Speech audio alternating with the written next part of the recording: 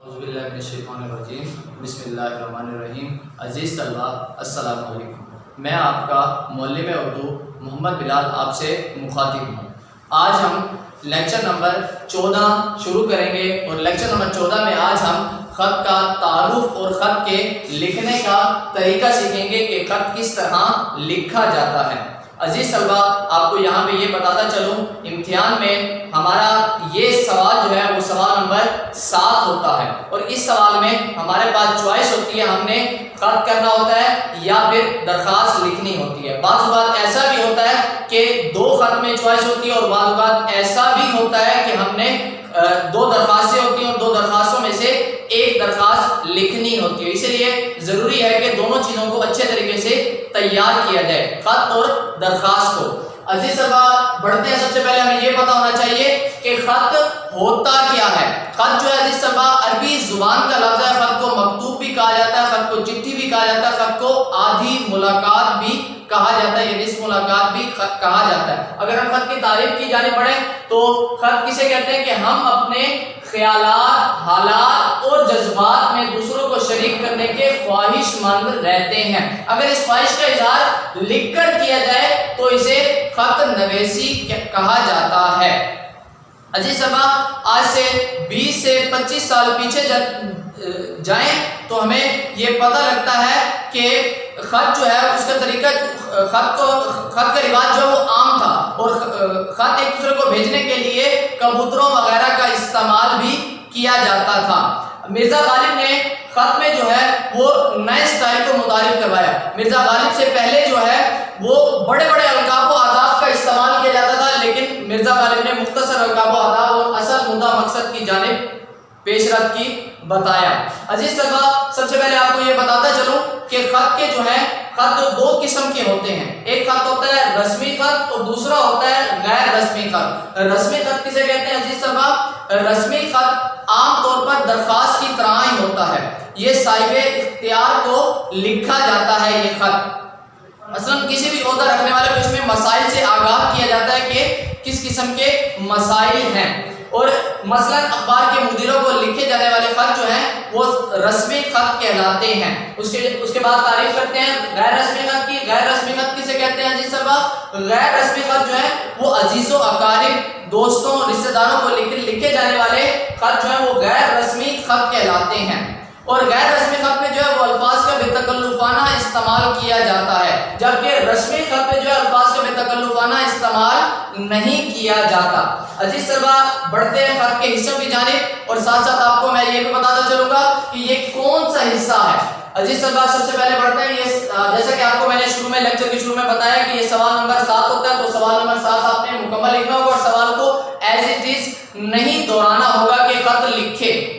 آپ نے اس طرح لکھنا ہوگا کہ چچا کے نام خط، اور یہ ذہن میں رکھیں کہ کس کے لیے لکھ رہے ہیں اور کس کے نام لکھ رہے ہیں، یہ دونوں چیزیں جو ہیں وہ واضح ہونی چاہیے۔ مثلا میں آپ کو مثال دے کے سمجھا رہا ہوں چچا کے نام کی، تو میں نے یہاں پہ مینشن کیا ہے کہ چچا کے نام خط مزار کرسی اور چچی کی بیمار کرسی کے لیے یا چچی کی بیماری پر تشویش ظاہر کرنے کے لیے۔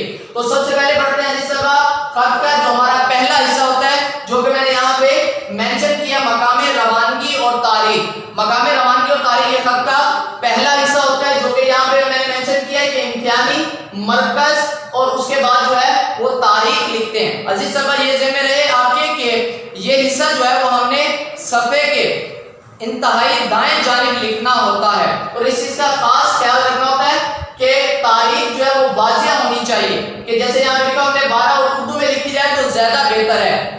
تاریخ لکھ دیں گے، اس کے بعد مہینہ لکھ دیں گے، اس کے بعد سن لکھ دیں گے اور سن کے بعد حمزہ لازمی لکھیں گے، چونکہ یہ عیسوی کو ظاہر کرتے ہیں، ہم عیسوی تاریخ لکھ رہے ہیں اس لیے ہم حمزہ لازمی لکھیں گے۔ اس کے بعد خط کے دوسرے حصے کی جانب بڑھتے ہیں۔ خط کا دوسرا حصہ ہمارے پاس ہوتا ہے جس طرح القاب و آداب۔ القاب و آداب میں ہم جس کے نام لکھتے ہیں مکتوب الہی جو ہے اس کا نام لازمی لکھیں گے۔ اس خط میں ہمارے پاس مکتوب الہی ہے، چچا ہے، تو ہم یہاں لکھ دیں گے محترم چچا جان۔ اور عزیز صاحبہ، یہ آپ نے خیال کرنا ہے کہ پہلی 2 سطور میں مقام روانگی اور آپ نے تاریخ لکھ لیا، اس کے بعد تیسری سطور میں درمیان سے جگہ چھوڑ کے تقریباً بائیں جانب جو آپ یہ لکھیں گے القاب، اس کے بعد آداب میں ہمارے پاس آ جائے گا السلام علیکم، السلام علیکم لکھیں گے، اس کے بعد ختمہ کی علامت لگائیں گے اور محترم چچا جان کے بعد ندائیہ کی علامت لازمی لگائیں گے، ورنہ یہ حصہ جو ہے آپ کا نامکمل تصور ہوگا جب یہ علامات کا استعمال نہیں کریں گے۔ اس کے بعد بڑھتے ہیں خط کے تیسرے حصے کی جانب۔ خط کا تیسرا حصہ ہمارے پاس ہے نفس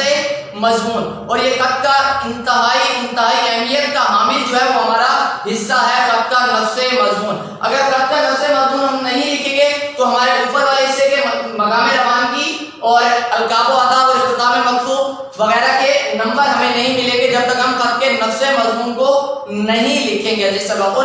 اور نمبر کے اعتبار سے دیکھا جائے تو خط کے مضمون کے آدھے نمبر ہوتے ہیں۔ 10 نمبر کا خط آتا ہے، 5 نمبر خط کے نفس مضمون کے ہوتے ہیں۔ اور خط نفس مضمون کا آغاز آپ نے کس طرح کرنا ہے؟ خط کے نفس مضمون کا آغاز عزیز طلبہ آپ نے اس طرح کرنا ہے کہ السلام علیکم جہاں پہ لکھا ہوا ہے بالکل اسی کے نیچے سے آپ نے آغاز کرنا ہے۔ میں کچھ تحریر یہاں پہ لکھی ہے وہ میں پڑھ کے آپ کو سناتا ہوں کہ اس طریقے سے آپ نے آغاز کرنا ہے کہ آپ کی خیریت کا طالب خیریت سے ہے۔ اور اس کے ساتھ ساتھ جو ہے عزیز طلبہ خط کے مضمون کو آپ نے وسیع تر لکھنے کی کوشش کریں گے، 2 سے 3 پیراگراف میں لکھیں۔ مثلا مثال کے طور پر ہم نے یہاں پہ لکھا ہے کہ مزاج پرسی اور چچی کی بیماری پر تشویش ظاہر کرنے کے لیے ہمارے پاس خط ہے، تو پہلے پیراگراف میں ہم چچا کی مزاج پرسی کریں گے، چچا کی طبیعت کے بارے میں پوچھیں گے، اور دوسرے پیراگراف میں ہم چچی کی بیماری پر تشویش ظاہر کریں گے، چچی کی بیماری کا پوچھیں گے کہ اب ان کی طبیعت جو ہے وہ کس طرح کی کیسی ہے ان کی طبیعت۔ اور اس کے بعد ہمارے پاس خط کا چوتھا حصہ آ جاتا ہے عزیز طلبہ کے اختتام مکتوب۔ عزیز طلبہ یہاں پہ آپ کو بتا چلوں کہ مکتوب خط کو ہی کہا جاتا ہے، اور اختتام مکتوب جو وہ دعائیہ کلمات سے ہونا چاہیے۔ مثلا کہ ہم لکھتے تھے کہ زیادہ آداب و نیاز، سب گھر والوں کو سلام، ننھی اور منہ کو پیار، اس طرح کے آپ نے الفاظ کا استعمال کرنا ہے آخر میں اختتام مکتوب میں، جو کہ خط کا چوتھا حصہ ہے۔ اس کے بعد ہمارے پاس خط کا آ جاتا ہے 5واں حصہ مکتوب نگار کا نام۔ عزیز طلبہ مکتوب خط کو کہا جاتا ہے اور نگار کہتے ہیں کہ لکھنے والے کو۔ مکتوب نگار یعنی کہ خط لکھنے والے کا نام۔ امتحانی نقطہ نظر سے عزیز طلبہ یہاں پہ ہم جو ہے وہ نہیں بتاتے کہ خط لکھنے والا کون ہے۔ اس کے بعد ہمارے پاس آخری حصہ آ جاتا ہے مکتوب الہی کا پتہ۔ مکتوب الہی کا پتہ جو ہے وہ ہم خط کے لفافے پر لکھتے ہیں۔ تو یہ تھا عزیز طلبہ آج کا ہمارا خط کے لکھنے کا طریقہ۔ امید ہے کہ آپ کو سمجھ آیا ہوگا اور اس کو سمجھنے کی کوشش کریں گے آپ اور تیار کریں گے۔ بس سلام۔